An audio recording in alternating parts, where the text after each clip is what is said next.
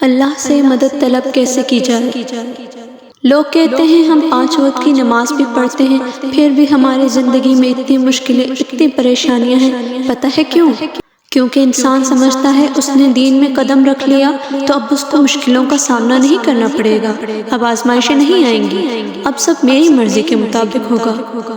لیکن پتہ ہے جو انسان دین پر قدم رکھ لیتا ہے، جو بندہ سب کچھ پیچھے چھوڑ کر اللہ کے راستے پر چل پڑتا ہے، جو بندہ دین کو سیکھنے کے لیے اسٹرگل کرتا ہے، اپنے نفس پر قابو پانے کی پوری کوشش کرتا ہے، تو اسے مزید آزمایا جاتا ہے۔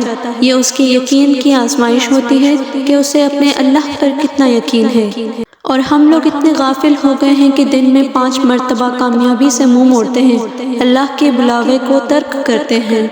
ہاں، ہمارے پاس دنیا کے کاموں کے لیے تو بہت وقت ہے، دوستوں سے ملنے کے لیے، رشتہ داروں سے ملنے کے لیے وقت ہے، لیکن اللہ سبحانہ و تعالیٰ سے ملاقات کا وقت نہیں۔ افسوس، دنیا کی کامیابی کے لیے ہم لوگ صبح جلدی بھی اٹھ جائیں گے، کالج، یونیورسٹی، دفتر جانے کے لیے ہم لوگ الارم لگا کر فوراً اٹھ جائیں گے۔